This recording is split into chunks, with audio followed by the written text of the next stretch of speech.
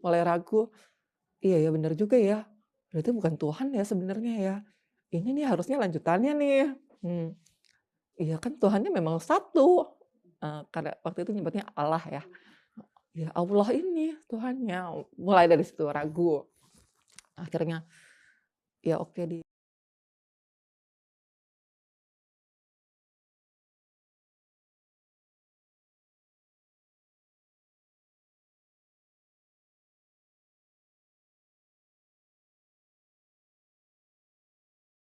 CTS Dufan Masya mantep.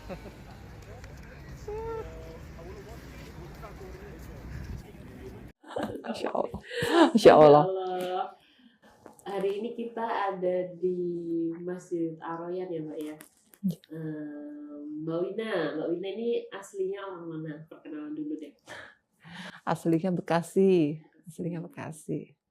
Terus lama tinggal di Jogja, sudah berapa lama? Dari 2017. Dari 2017. Kabarnya Mbak Wina ini sebenarnya sudah syahadat dari tahun berapa Pak? 2009. 2009 ya? 2009 dan kemudian baru mengulang syahadat lagi di tahun 2024 ini karena gimana tuh Mbak ceritanya? Papa menerima Sudah menerima dan bisa, menerima saya dengan Islam, dengan yang berkerudung, yang sesuai dengan, apa yang diperintahkan syariat gitu. Jadi boleh sholat di rumah, oh gitu. eee, sebenarnya terbatas di keluarga inti sih, tapi itu udah Masya Allah banget. Perjuangannya ya untuk Iya, membuat akhirnya Papa luluh hatinya. iya, Awalnya deh Mbak dari kita mulai dari awal ya, dari mmm. awal cerita Mbak Wina mengenal Islam bagaimana? Dulu karena saya sekolah di sekolah Katolik ya, dari kecil tuh di sekolah Katolik sampai waktu kuliah. Waktu kuliah itu saya, mulai di kampus umum. Jadi mulai punya teman-teman yang agamanya beda, Beda. beda-beda agama. Sampai kemudian beberapa tahun kemudian saya tuh tertarik karena saya lihat Al-Quran itu ada tulisan Al-Quran dan terjemahannya. Iya. Nah itu tuh saya baru pertama kali itu tahu kalau, oh Al-Quran tuh ternyata ada ya terjemahannya. Karena yang saya tahu dari, sekolah, maksudnya selama ini tuh Al-Quran itu ya bahasanya bahasa Arab gitu. Jadi nggak tahu apa sih isinya kayak gitu. Nah terus waktu itu momennya Ramadan, banyak yang baca Quran dan ada yang naruh Quran di situ. Terus, "Aku boleh pinjem nggak sih? Aku mau baca dong." "Oh iya boleh, boleh kalau untuk belajar boleh." Akhirnya saya baca artinya, saya baca terjemahannya, yaitu sampai di surat Al-Maidah ini. Jadi sebelumnya yang di Al-Baqarah ini sudah mulai, kok nabinya sama ya ternyata? Oh gitu. Oh, Siapa namanya sama waktu itu? cerita tentang Nabi Adam Cerita dari Bali. Kok ada dan sama-sama Adam kok ya sama gitu. ya gitu. Loh, kok sama dikeluarin dari surga? Loh, ada cerita Nabi Musa juga dan Fir'aun. Loh, ini juga gitu. Gitu ya. Loh, nabinya sama ya ternyata. Sampai kemudian di ayat-ayat, oh ternyata memang ini ya, bagus ya ini tuh ada hukum-hukumnya juga, mulai surat, An-Nisa ya, di Al-Baqarah juga udah mulai ada hukum-hukumnya kayak gitu. Nggak terlalu tertarik sih sebenarnya, oh tapi, oh kayak gini, oh ternyata ada ininya ya, ada aturan-aturannya tuh jelas di sini. Sampai kemudian ya ini di surat Al-Maidah ini ayat 116, ketika saya baca terjemahannya, ketika Allah berfirman, "Wahai Isa putra Maryam, engkaukah yang mengatakan kepada orang-orang, jadikanlah aku dan ibuku sebagai dua Tuhan selain Allah?" Maka dia, Nabi Isa menjawab, "Maha suci engkau, tidak patut bagiku mengatakan apapun yang bukan hakku. Dan jika aku pernah mengatakannya, tentulah engkau mengetahuinya. Engkau mengetahui apapun yang ada pada diriku dan aku tidak mengetahui apapun yang ada pada dirimu. Sungguh engkaulah yang maha mengetahui segala yang gaib." Nah, kemudian dilanjutkan yang 117, "Aku tidak pernah mengatakan kepada mereka kecuali sesuatu yang engkau perintahkan kepadaku, yaitu sembahlah Allah Tuhanku dan Tuhanmu. Aku menjadi saksi terhadap mereka selama aku berada di tengah-tengah mereka. Setelah engkau mewafatkan aku, engkaulah yang mengawasi mereka, dan engkau adalah yang maha menyaksikan atas segala sesuatu." Dari situ benar-benar yang mulai ragu. Iya ya, Kayak berarti melakukan sesuatu ya. Yesus tuh sebenarnya bukan Tuhan ya. Oh, iya. Dari situ mulai yang benar-benar goyah imannya. Karena sebelumnya Katolik ya, loh loh iya ya, dan, apa namanya, statement yang "Sembahlah Allah, Tuhanku dan Tuhanmu," ini kan juga ada di Injil sebenarnya, Oh, iya? gitu. Hmm. Loh, iya ya, mulai ragu di situ, mulai ragu, iya ya benar juga ya, berarti bukan Tuhan ya sebenarnya ya, ini nih harusnya lanjutannya nih, iya kan Tuhannya memang satu, karena waktu itu nyebutnya Allah ya, ya Allah ini Tuhannya, mulai dari situ ragu. Akhirnya, ya oke diselesain dulu sampai sampai habis karena penasaran kan, kayak apa sih. Dari situ baru ketemu hidayahnya, tapi juga nggak langsung berislam gitu. Jadi mulai ya mempelajari dulu, kenapa sih harus gini, kenapa sih harus gini, karena kok kayaknya ribet ya. Harus sholat, harus ini, masih ke situnya. Tapi, untuk tauhidnya tuh hidayahnya mulai ada ketika ini, ketika baca Quran itu. Oke, dari membaca Al-Quran jadi ragu dengan agamanya ya Mbak ya. Jadi agama.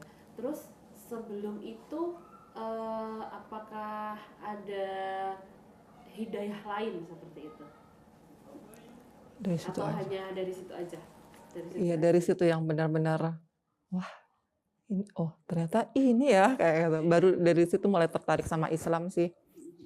Mulai ini, oh kenapa sih harus ini, kenapa harus begini, dan semua ya ada panduannya, benar-benar ada. Detail Heeh, tertulis di situ. iya dari situ Kemudian keluarga, sungguh-sungguh. dari keluarga tahu Mbak mulai tertarik pada Islam, apakah keluarga itu tahu? Waktu itu belum tahu karena nggak berani ngasih tahu. Oh, iya. Berani ngasih tahu tuh setelah kerja. Kerja. Heeh, jadi udah kerja pikirannya ya udahlah kalau sampai sesuatu terjadi yang buruk paling nggak ada pegangan. Oh iya, iya. Kayak gitu baru berani. Marah ya jelas sih. Lebih ke apa ya, sedihnya lebih ke papa kecewa ya karena, dari dulu pengurus gereja dan menurut papa, satu yang waktu itu kita, berantem benar-benar nggak ketemu itu justru malah masalah tauhidnya sih. Jadi papa tuh sampai sekarang, papa tuh sebenarnya nyesel karena kamu itu jadi nggak bisa masuk surga, karena kamu nggak melalui Yesus. Nah, loh itu sebaliknya. Saya juga berpikir yang sebaliknya. Iya. Nggak ada yang masuk surga kalau tidak mentauhidkan Allah. Ya. Dan Mbak Wina menyampaikan itu di depan Papa. Iya. Terus dari keluarga yang lain, dari ibu? Kalau ibu saya udah meninggal. Jadi hanya ada Papa. Kalau itu Mbak sebagai anak kesayangan Papa. Jadi dari kakak adik? kalau adik menerima. Adik menerima. Jadi dari awal masuk Islam menerima, tapi Papa ya yang masih belum. Iya. Dan apa yang menghalangi Papa untuk jangan KTP nggak boleh berubah dulu gitu, kenapa? Lebih ke malu ya. Jadi apa namanya, papa itu pengurus gereja dan dia termasuk yang dituakan di lingkungan sana. Jadi ketika tahu kalau sampai orang-orang tahu, lingkungan tahu anaknya masuk Islam tuh lebih ke konsekuensinya, dikhawatir dengan konsekuensinya itu. Jadi selama ini belum pernah ketemu Papa? Ya ketemu terakhir itu tahun 2012 itu, tapi posisinya saya nggak menunjukkan keislaman saya gitu. Oh, iya. Gitu. Jadi nggak pakai kerudung, terus kalau misalnya lagi pergi ya nggak perlu sholat gitu. Gitu. Itu. Iya, baru kemarin pulang itu benar-benar yang saya posisi pakai kerudung. Posisi apa namanya, saya mencari musola juga. Wah, ini tak cari musola dulu. Ya monggo dipersilakan ya. Itu saat kapan waktu mulai diterimanya? Baru mulai ini, habis pandemi inilah. Habis pandemi. Karena apa? Kok Papa bisa luluh hatinya? Lama-lama karena ini sih Papa coba bertanya, terus saya jelasin, Masya Allah. Banyak sih kenapa sih harus pakai kerudung? Akhirnya dijelasin lah pakai ayat ini. Memang ini bukan budaya Arab ya. Loh, yang ini juga banyak kok yang Islam nggak pakai kerudung kayak gitu. Ya memang diperintahkan untuk menutup aurat kayak gitu. Kemudian apa lagi pertanyaan Papa Nah, ini ada ininya, ada dalilnya kayak gitu sih. Yang Maksudnya papa ini. pertanyaannya papa yang papa kan berarti kan saat papa itu mulai bertanya berarti papa mulai sebenarnya justru mulai tertarik dengan Islam ya. Karena Iya, papa Masya Allah. bertanya, kenapa kamu harus pakai jilbab sih gitu? Nggak usah pakai jilbab nggak apa-apa biar papa nggak malu, mungkin kan seperti itu ya. Kemudian mungkin pertanyaan lainnya apa gitu dari papa ada nggak? Lebih ke ini ya, papa masih Islamfobia ya. Oh iya. Jadi dia ngerasa ini kan kayak itu loh, Islam ini tuh nomor-duakan perempuan jadi harus di rumah, jadi ini akhirnya balas poligami segala kayak gitu. Jadi menurut dia itu nggak adil. Ya dijelaskan sebenarnya itu bentuk suatu Islam memuliakan wanita ya. Dan saat Mbak menjelaskan itu papa menerima. Ya gitu deh. Masih ini sih kalau yang kayak ini dia masih yang itu emansipasi wanita, masih kayak gitu. Masih ada perdebatan ya. Tapi paling enggak ini bisa menjelaskan, bisa punya dasar gitu loh. Di Islam itu benar-benar ada dasarnya untuk menjelaskan, bukan semata-mata karena pikiran-pikiran orang, tapi memang ada ininya, ada dari Al-Quran atau dari hadis kayak gitu. Jadi memang ada dasarnya. Kenapa sih harus begini, kenapa harus begitunya, kayak gitu. Terus yang menurut dia itu agama yang kejam karena ada potongan, ada kisos. Ada hukuman-hukuman gitu. Yang itu kan apa namanya, sementara kalau di Katolik kan Yesus itu mengajarkan kasih sayang. Nah, lebih ke situ. Ya dijawab juga pakai ayatnya.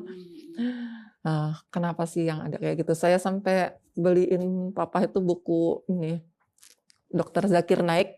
Papa baca itu? Iya, nggak tahu ya, tapi saya kirimin buat papa. Maksudnya supaya penjelasannya Dr. Zakir Naik tentunya kan lebih bagus ya di buku itu. Supaya papa tuh, ya mudah-mudahan dengan gitu papa bisa paham lah kenapa sih aku harus Islam dan yang dengan ini yang keadaan yang seperti ini sekarang gitu. Saya nggak tahu sih dibaca apa enggak, tapi paling nggak saya kirim sebagai bentuk salah satu apa ya mudah-mudahan jadi wasilah datangnya hidayah buat papa. Sempat saya kirim juga bukunya yang Periplus yang The Quran itu yang terjemahan Al-Quran juga supaya papa bisa tahu kayak gini loh isinya Quran. Ya nggak tahu sih dibaca apa enggak, tapi paling nggak saya berusaha jelasin ya bahwa Islam itu yang nggak seperti yang orang-orang ini kan yang digambarkan. Jadi Mbak masih sangat berharap papa juga bisa memeluk Islam. Oh iya tentu. Doain. Mungkin di tahun ini luar biasa ya, papa sudah di tahun 2024 ini papa sudah bisa membuka hatinya sedikit, walaupun masih sedikit belum ke yang Islam, tapi mau merelakan Mbak untuk ya udah deh nggak apa-apa KTP-nya diganti Islam seperti itu. Iya. Terus gini Mbak, awal masuk ke Islam itu kan nggak mudah kan, dengan keluarga Mbak yang sangat mungkin nggak boleh, apalagi papa seorang aktivis gereja. Apa tantangannya saat itu? Tantangannya, ujiannya saat Mbak? Ya itu sih pertentangan, jadi ya dimarahin pasti, ditarik fasilitas pasti, dipaksa. Sampai waktu itu pas saya pulang itu waktu baru awal-awal ya, datengin pastor ke rumah, suruh didoakan, dikira wah ini ada kemasukan roh jahat. seperti itu sih dramanya. Terus sempat dikunciin juga. Dikunci di kamar. Terus diberlakukan apa Mbak? Tapi alhamdulillah nggak sampai ini ya, nggak. Cuma memang waktu itu posisinya yang kenapa sih coba ditawarin untuk pindah lagi ya, untuk nggak usah jelas pasti. Tapi ya alhamdulillah nggak sampai kekerasan gitu, enggak. Apa yang membuat Mbak kuat untuk bertahan di Islam? Karena saya merasa inilah jalannya yang benar, jalannya yang benar-benar ya akhirnya bisa bawa saya ke surga nanti. Gitu. Oke Mbak, alhamdulillah di saat ini perjalanan Mbak kan sudah melalui banyak hal, banyak rintangan, banyak pengalaman gitu. Mungkin ada pesan-pesan buat teman-teman yang nanti ngedengerin cerita Mbak, mereka yang mungkin juga baru memperjuangkan akidahnya, mungkin teman-teman yang juga baru berjuang untuk meluluhkan keluarganya, mungkin bisa kasih pesan-pesan Mbak. Ya berdoa ya, doa senjata utamanya doa.